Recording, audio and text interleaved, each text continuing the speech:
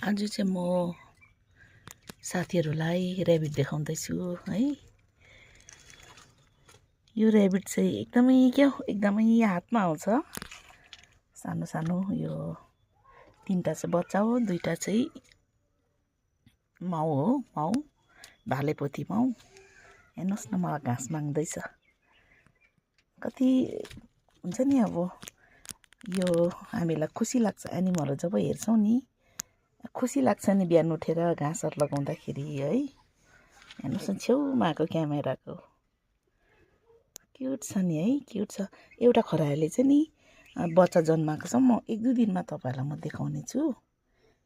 अनि म यो किन खरायो पाल्छु भन्दाखेरि चाहिँ मेरोमा त्यो कोपीको हुन्छ नि अब सब्जीहरू लगाएको हुन्छ नि, त्यसको त्यो घाँसहरू चाहिँ यसलाई दिन्छु है। अनि कोपीको पत्ताहरू दिन्छु यसलाई। जे छ इस्कुस हुँदा इस्कुस, घरमा जे सब्जीहरू छ त्यसको हुन्छ वेस्ट चाहिँ यसले खान्छ। अनि यसको मल चाहिँ एकदमै राम्रो हुन्छ नि। काँक्राहरूमा लाउँछु हो म, काँक्रामा फर्सीहरूमा लाउँछु है। अन्त म चाहिँ एकदमै हेर्नुहोस् न त्यो यस्तो साह्रो हातमा आउँछ कि यो ऱ्याबिट पनि, बोकी हिँड्ने खालको नि ऱ्याबिट।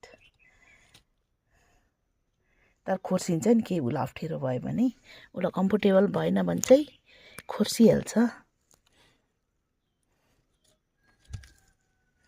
अन्त हेर्नु नि राम्रो नि है। अनि कति मान्छेले भन्छ नि खरायोको मासु खान्छ भन्छ, तर म त पाल्छु है। अरूलाई बेच्छु पनि होइन, कसैले लान्छु भन्यो भने भालेपोथी जोडी गरेर दिइहाल्छु होइन।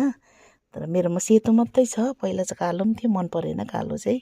कालो चाहिँ मैले अरूलाई दिइहालेँ हो, सेतो मात्रै राखेको छु।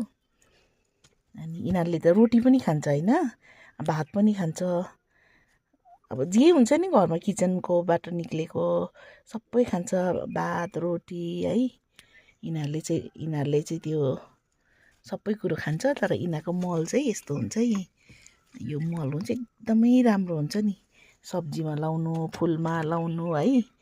अन्त तपाईँहरूले पनि यसरी बारेर, खोर्स यस्तो हुनुपर्छ कि यस्तो जाली यिनीहरूलाई अब यस्तो घामले पनि भेट्नु पऱ्यो नि त है।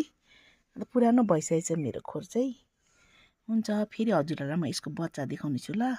बच्चा जन्माएको छ कि चेपमा छ, अब निक्लिन्छ नि 1-2 दिनमा। त्यहाँबाट तपाईँहरूलाई देखाउने छु। बाई।